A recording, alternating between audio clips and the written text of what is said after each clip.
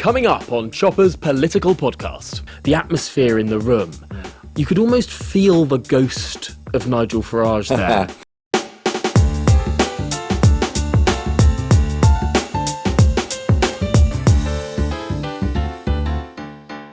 Welcome back to Chopper's political podcast, where I bring you the best guests, gossip and stories from our studio at GB News here in the heart of Westminster. My name is Christopher Hope.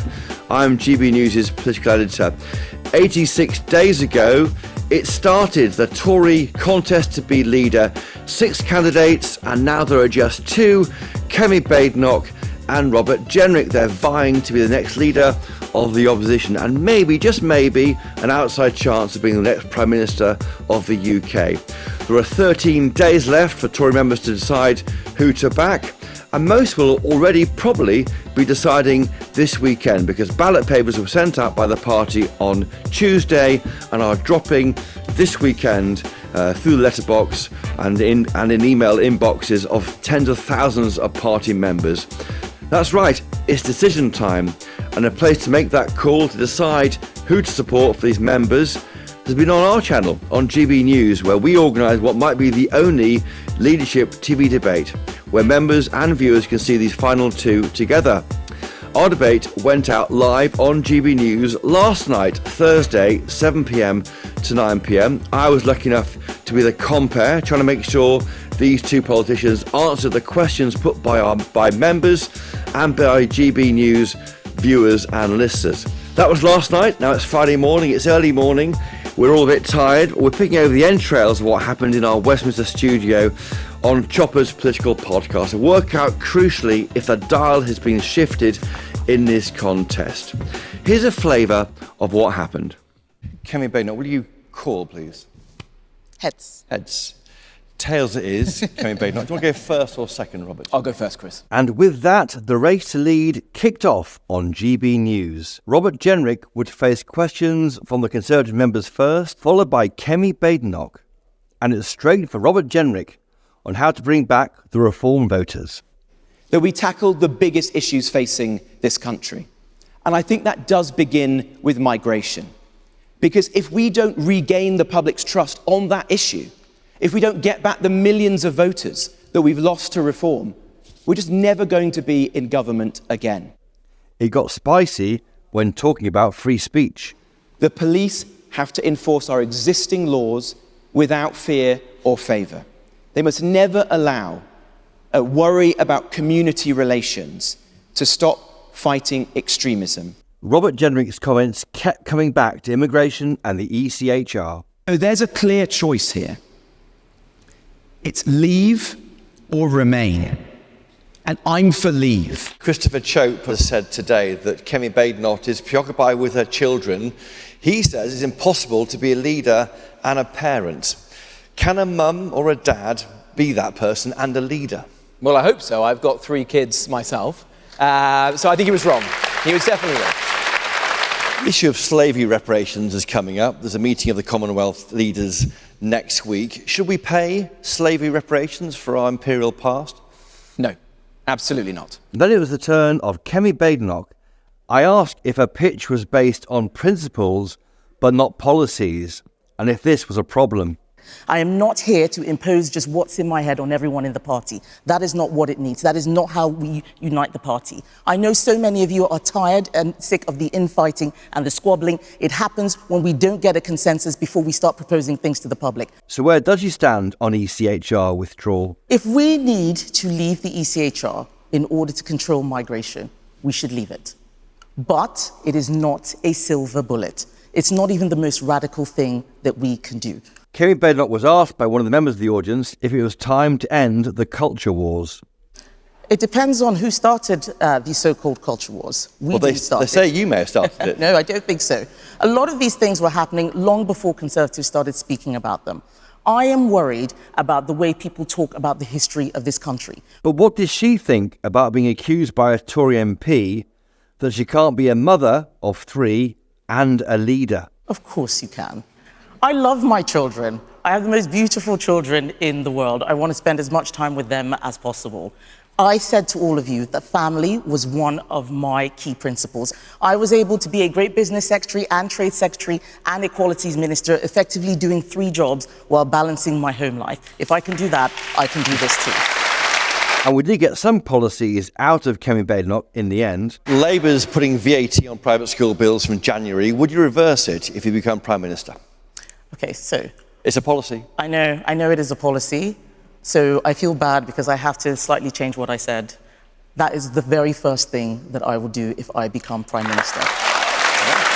But crucially, what did the members think? I think it was a tie, actually. But for me, I think Jenrick just about. Yeah, I think Kemi, I think she's absolutely great. At the end of the day, I have a feeling neither of them will become Prime Minister. What do you mean by that? Well, the thing is, neither of them are going to appeal to the electorate. We lost more votes to Labour than we did to Reform. And afterwards, in the spin room, Laura Trott MP for Kemi Badenoch and Sir Jacob Rees-Mogg for Robert Jenrick told us who they thought had won.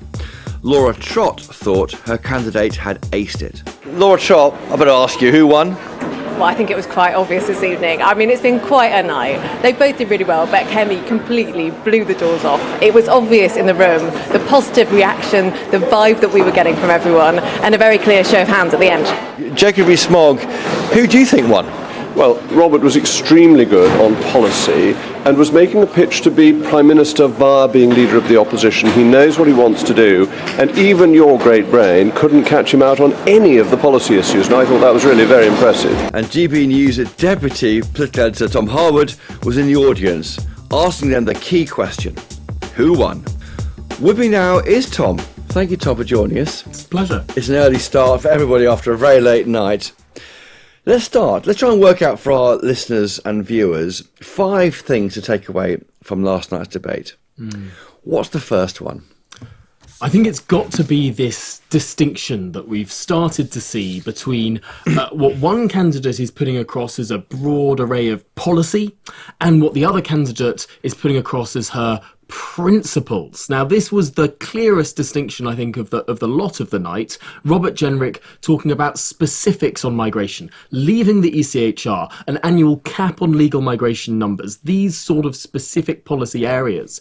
Whereas Kemi Badenoch was saying she didn't want to put forward, well, really a single policy too far out from the election. She wanted to grow consensus within the Conservative Party. We'll come to that in a second. So just step back. It was principles from Kemi Badenoch against policies by Robert Jenrick. And that's interesting, isn't it? So you've got 2 offers there.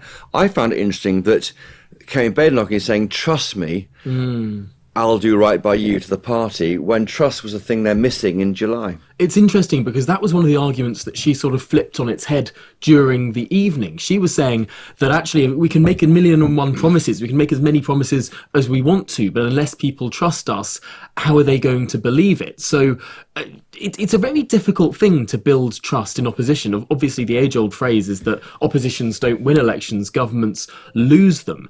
It's quite hard to see actually how either of these candidates are going to be able to rebuild trust when, frankly, the only way that you can build trust with an electorate is by doing what you say. And in opposition, you can't do what you say. You can't do. You have no executive power. The most powerful elected Conservative politician in this country is the mayor of the Tees Valley. Yes, all you've got, your job in opposition is simply to challenge the government, look like you can replace them at a moment's notice in an election, and develop ideas.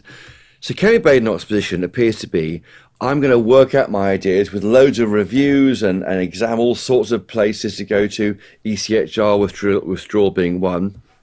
Robert Jenrick is saying, I know what I believe in and here's my prospectus, back me. So he's saying almost on day one, that's my position for the next 4 years.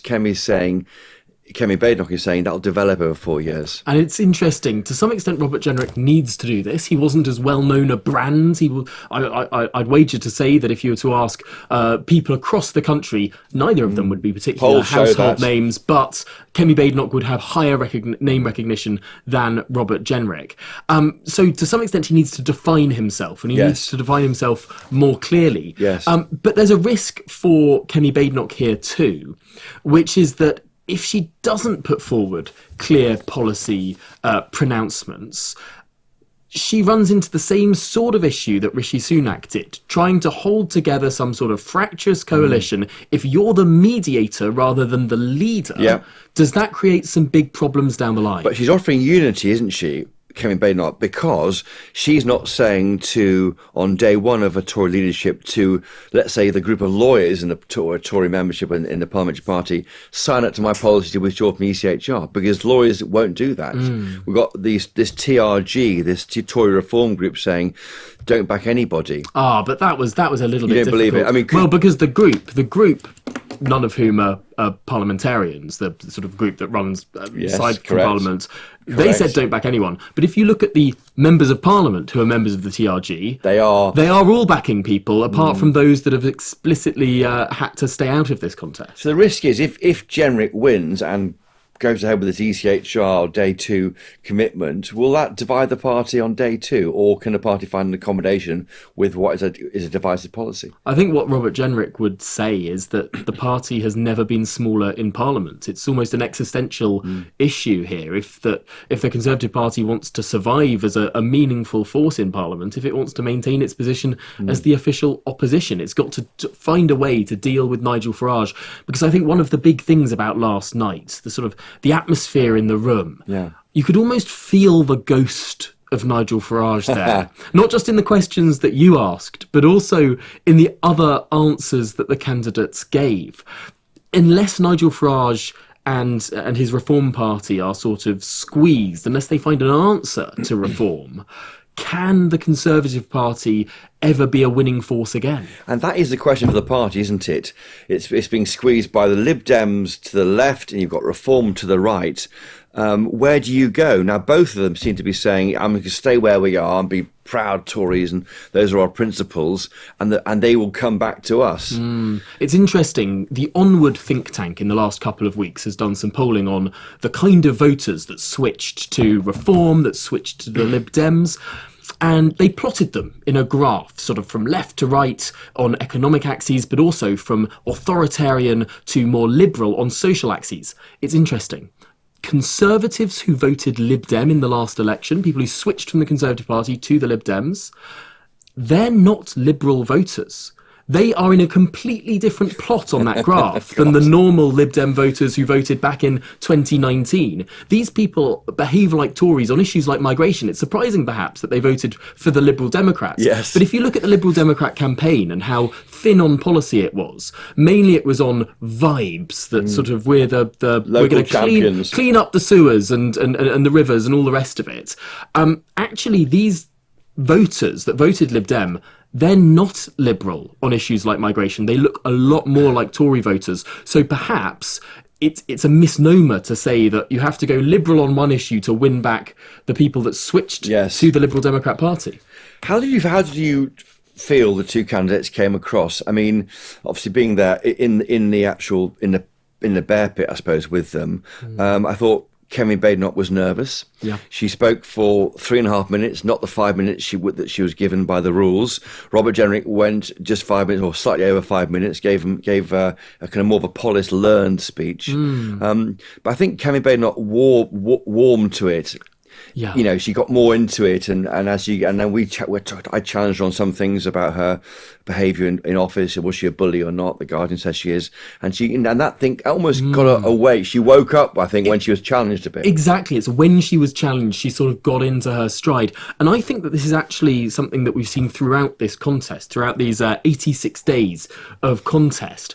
Robert Jenrick has done basically every single media option that he has been offered. By the way. He was on GB News this morning, on GB News last night. He's been popping up everywhere. Whenever you turn a television, Robert Jenrick is there. Yes. To some extent, he's the underdog in this contest. You'd expect him to want to do more slots to try and get his case across. But perhaps that played into how much more comfortable he felt walking out there. He knew his 5-minute speech by heart. Yeah. He didn't have to sort of stumble around or cut it short. He knew exactly what he was doing. But to some extent, was he too comfortable? Did that mean that there wasn't that fire there that we then saw brew within Kemi Badenoch? She's done a lot less media. If we're to believe all of the briefings, and perhaps we should believe about half of the briefings, Kemi Badenoch has been less willing to enter debate formats, has been less willing. Front runners are never keen to debate the... It's very true. You only have to look at Theresa May in 2017, Johnson. David Cameron's machinations in inviting the SNP and the Greens and Plaid Cymru into the debate, so he didn't have to do a one-on-one with Ed Miliband. Yes, whenever you're the person with more to lose, you don't want to have more options to make mistakes. But perhaps Kemi Badenoch has missed a trick in this contest. I mean, she was very good last night. The audience seemed to warm to her. The more she got into her stride, the more confident she seemed. And frankly, if you're the leader of the opposition, you're going to need to be very confident in front of audiences. You're going to need to grow into that role. I should explain to listeners and viewers the structure. The structure was we had questions submitted by Tory party members that we then went through and divided into broad policy areas to avoid getting dragged down a rabbit hole on planning or immigration. So we covered a whole gamut of 6 or 7 areas, and then at the end we had 10 minutes of quick fire round from GB News viewers and listeners. So we felt we were able to give you all of them a grilling. There were a few similar questions, I think, on drugs. Remarks by Christopher Chope went to both of them. Biggest weakness of the opponent. So 2 or 3 same questions, but otherwise different questions but the same areas. And then we tried to, we didn't do a head-to-head because simply we weren't allowed to. The Tory party board decided there'll be no blue on blue in this contest. Which I think is a shame. Yes, but that's the board. But, it wasn't the candidate. To be fair to Robert Jenrick and Kemi Badenoch, Robert Jenrick may want a head-to-head. He's saying it all the time. Kemi Badenoch isn't saying it, but frankly the board won't let her do it. They've decided these are the rules, you're not doing it, so we had to do our event within those rules. Yes, and we did get that sort of sense of tension with that quick fire round. Yes. I think to some extent that was when we saw the greatest degree of electricity. That's it. And it wasn't just sort of long question, long answer, stump speech. It was really sort of back and forth and back and forth. And that's our second takeaway, isn't it? As you describe it, Tom, machine gun versus dry powder. What do you mean by that? I mean, what we've seen from Kemi Badenoch in the whole of this contest is keeping her powder very dry, appearing on fewer shows. It's not just not saying much either. Not saying that much. Keeping her powder very, very dry. Not policy pronouncements. I mean, I think we only heard two policies from Kemi, and that was under strenuous questioning. I won't let it go, Tom, just for you. There we go. And number one was, of course, rolling back the tax on independent schools. VAT on bills. And number 2 was being anti-pylon, and that's a particular constituency issue for Kemi Badenoch. These are power pylons that have been going across East Anglia. So I think it's very, very interesting to see how Kemi, again, it might lead into this front-runner status, that she doesn't want to give too much away, doesn't want to say too much, and frankly doesn't want to say the same thing over and over again when she doesn't need to say it. One of her lines last night was, I'm only going to go on a television appearance or appear before an audience when I have something to say. Now that's marked contrast to Robert Jenrick, who pops up everywhere, has a lot to say, has policy from immigration to planning to tax, and he sort of has this much more perhaps scattergun approach, saying lots of things all of the time, trying to pull in the voters from all across the party. Here's some gifts for you. And there are 2 ways to look at this. I mean, he does have a much more comprehensive offer in terms of policy, which frankly, if you're trying to rebuild trust, he's going to have to stick to these policies that he's saying. And that's the point. So let's look at Keir Starmer. He became lead, didn't he, in 2019? He had all these promises to the left, didn't he? Which he's junked. Yeah, hasn't he has. And the left don't like that. And certainly... He was going to nationalise rail, mail, he was going to abolish tuition fees, he was going to raise taxes. Rail is what he's doing, but not a lot of others. All of the utilities he was going to nationalise. Right. And also, he's not going to immediately nationalise rail, he's just going to let the franchises expire. He argues on all of these points, of course. But it is stark to see how much he has changed. And that's bubbling under because, well, let's not talk Labour too much, but the austerity budget coming up, which will be austerity for lots of people, tax rises. I think the left are going to say, how does this equate with the Keir Starmer who we backed in 2019? And So that's a Labour problem. It's kind of extraordinary. Leave it isn't there. But if Kemi Badenoch wins, she won't have the same problem possibly. No, but also she's also been a much blanker slate. So there's a question mark. Does the Conservative membership know what they're getting with Kemi Badenoch? She's been equivocal on these issues in the same way that to some extent Rishi Sunak has. Rishi Sunak's policy on the ECHR, let's not forget, was we will leave it if we have to. I'm not foreign court boss me about. Exactly. I'm not going to let any international agreement stop me from keeping Britain safe. It's again that fudge. Yeah. And given that that's the experience of the last 2 or so years within the Conservative Party, I'm sure that there will be some members thinking, hang on, we've tried the bring everyone together, find the consensus fudge position. Perhaps we need to be a little bit clearer on these issues to stave off the Nigel Farages of this world. That's clearly the Robert Jenrick view. Yeah. Kemi Badenoch thinks that she can perhaps have a clearer consensus. Let's discuss as our third takeaway, the clear dividing line, which you felt, and I agree, was ECHR. Yeah. ECHR withdrawal, European Court of Human Rights, the unfinished business from Brexit, the big issue on sovereignty,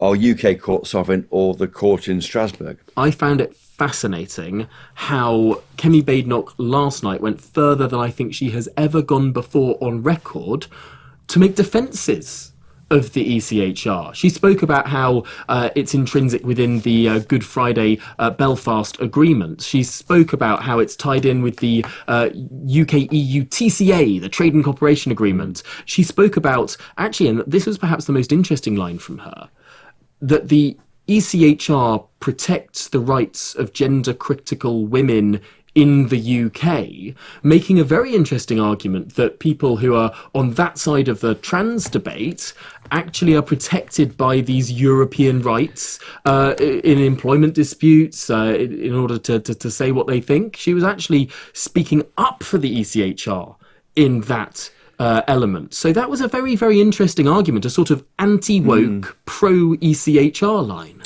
Yeah, let's have a listen to what she said on that. That's really interesting.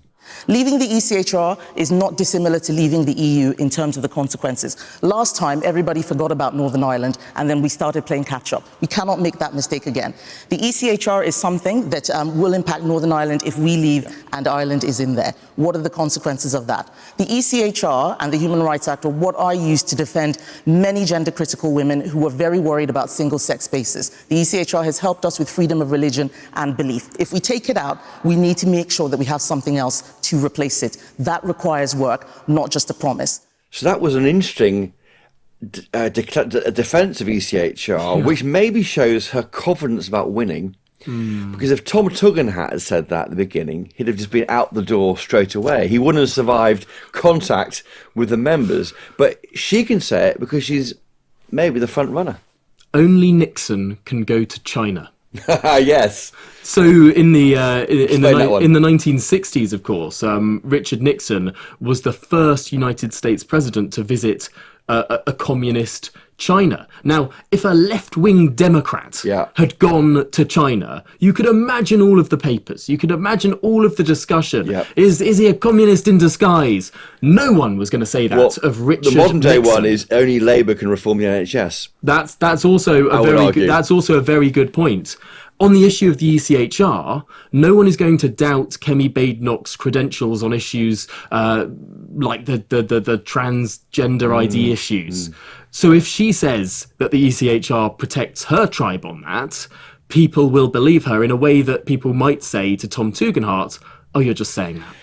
Was he but one trick? I mean, this idea about Robert Jenrick, he's a one-club golfer, which is in the Daily Mail at the weekend, I thought was interesting. I mean, it's pretty clear he is talking a lot about ECHR and immigration. I think one of the reviews in the papers has picked it up. It certainly did. Look at the Times now, aren't you? I'm looking at all the the papers here. in front of us, by the way, listeners on for the podcast, looking at the reviews of the event overnight. Tom Peck in the Times says, on last night's evidence, the Conservative Party cares a hell of a lot about immigration, and no one in the Conservative Party cares as much about that subject as Robert Jenrick. Is it now a joke that all he talks about is immigration, and is that a problem, or is it he's talking it so the members get triggered by it and vote for him? Well, here's the thing. every single answer, almost every single answer last night, Robert Jenrick brought back to his main point. And in a general election campaign, this is what you have to do.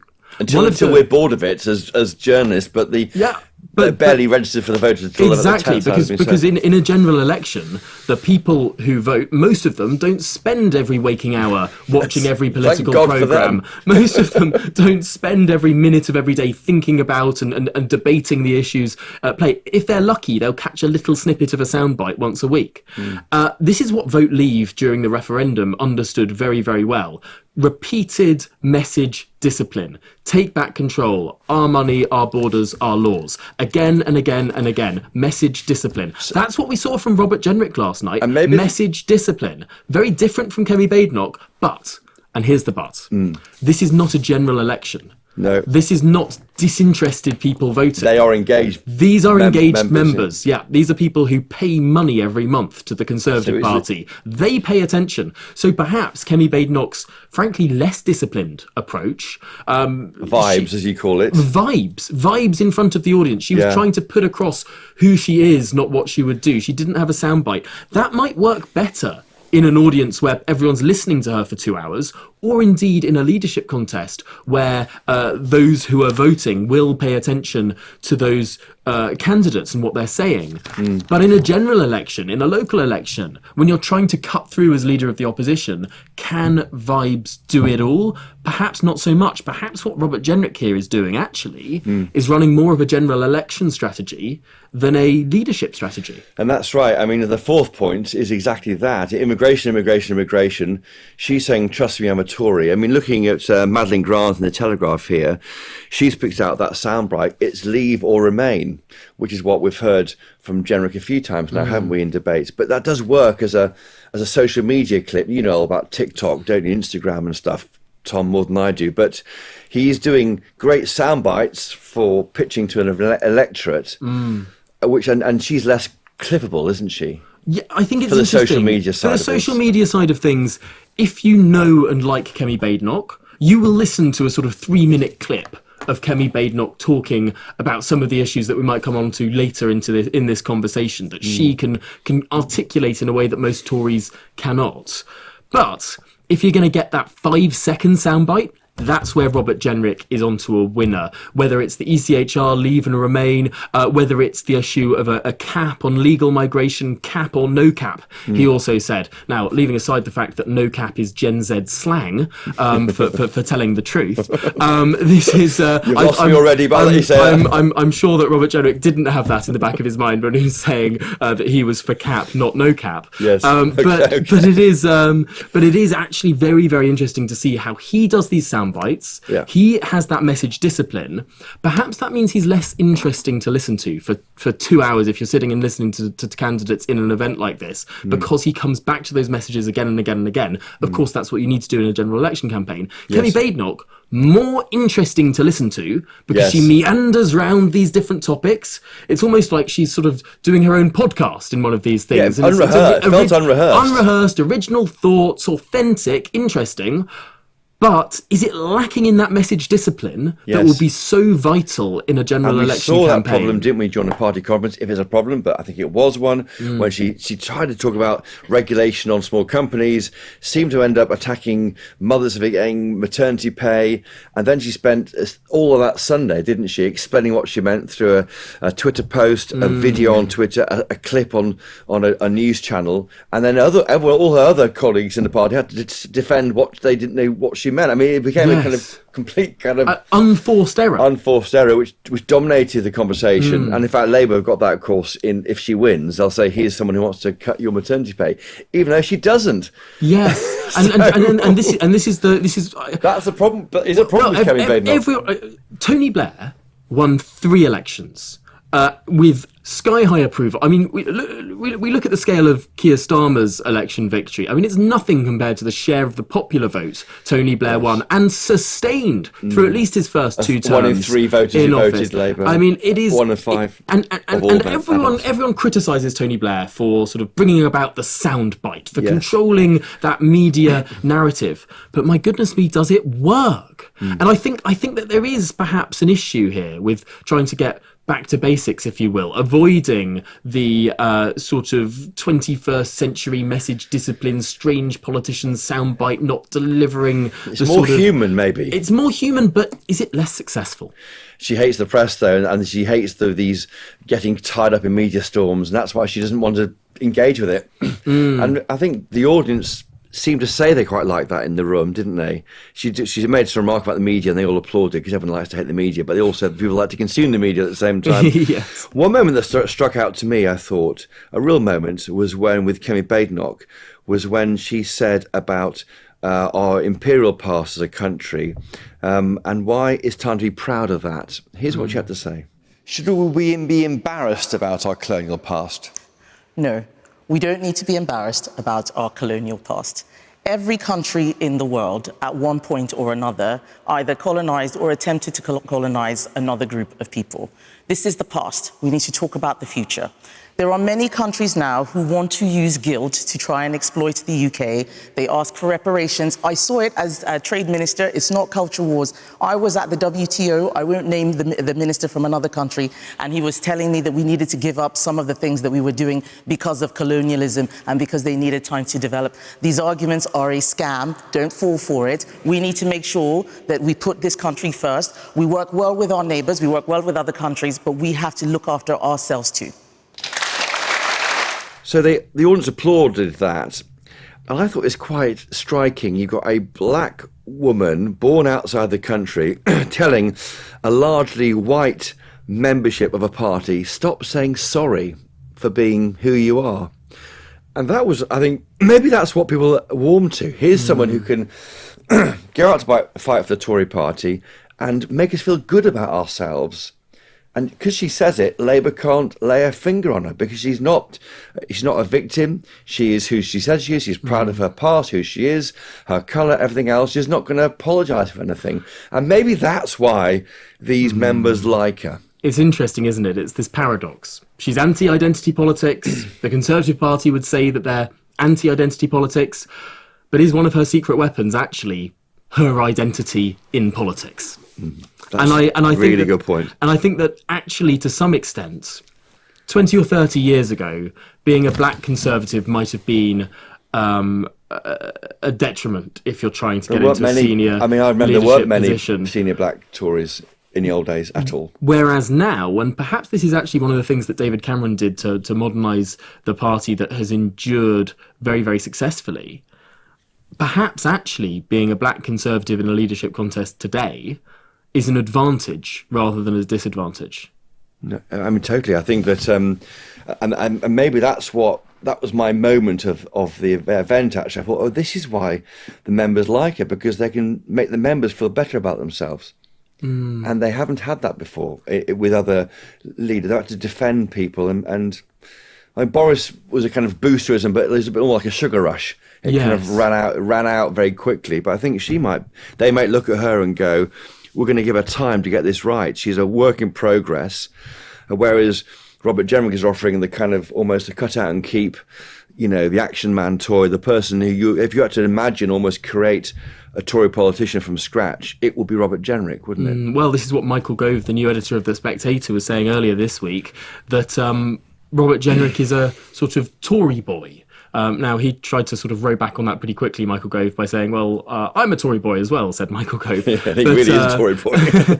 But of course, Gove has been on record as backing Badenoch earlier on in this year. And I do wonder, is this contest actually going to come down to identity politics, but not in the way that perhaps Conservatives would think that they would want to engage in identity politics?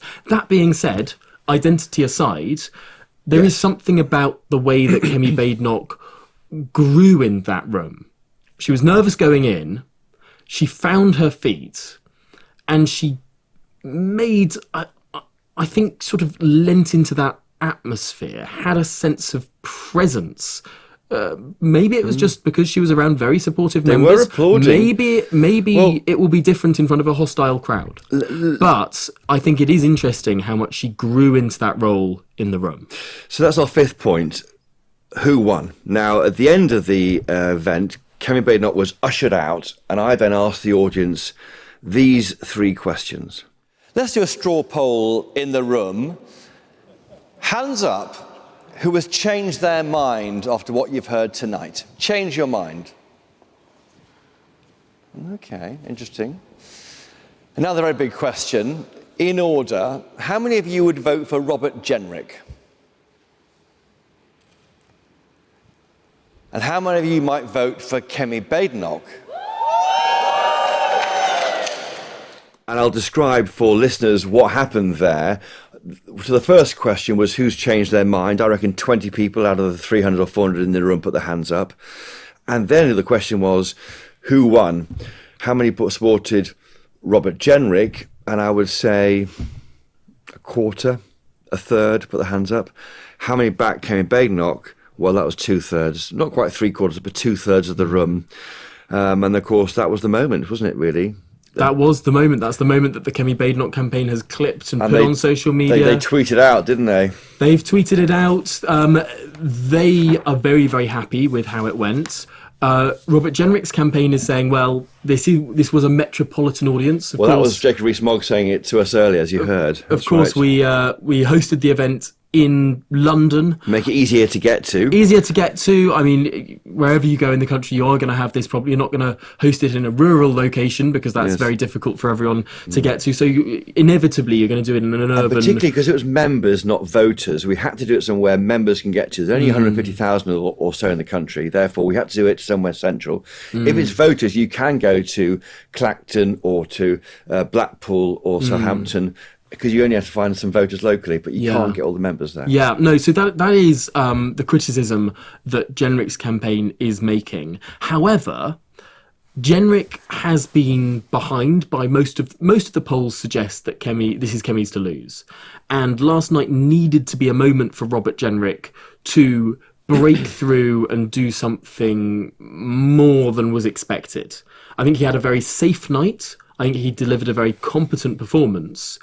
But I'm not sure there was that sort of magic moment that perhaps he would need to leapfrog Kemi Badenoch. After last night, I'd say Kemi Badenoch's front-runner status has been secured, rather than there be any big shift in what has actually taken place. After all, what you said with the number of people who put up their hands about them changing their minds, not that many. So maybe even strengthened, I think, for Kemi Badenoch. And that's why you've got Robert Jenrick out on Friday morning on GB News and probably elsewhere calling for a head-to-head debate. And that looks like it's not going to happen, I think, because I think, as I said, I know for a fact the party board is against that and they've set the rules despite what is claimed there.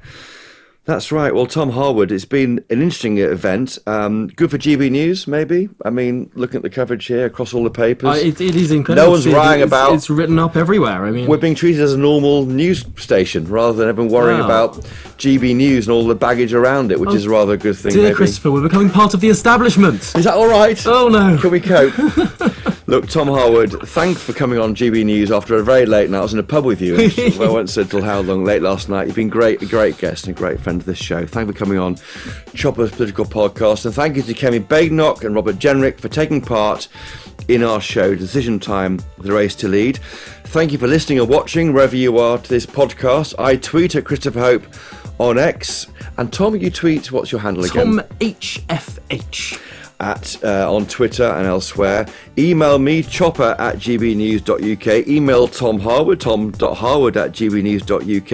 If you really enjoyed this podcast, please do tell your friends. And please leave a 5-star rating and a review on Apple Podcasts and Spotify. That helps other people to find it. Thanks to the brilliant team of GB News colleagues behind this podcast, Mick Booker, Jeff Marsh, Rebecca Noons and George McMillan. But most importantly of all, thank you again for listening and watching. If you want more Chopper in your life, and who doesn't, catch me during the week on GB News and at midday on Wednesdays when PMQs is on. Catch Tom Harwood, of course, throughout the morning. When, Tom? From midday. Midday, 12 till 3 on Good Afternoon Britain. And keep up to date with all the best political reporting from Tom and me, Olivia and Catherine at gbnews.com. Until next time, though, cheerio!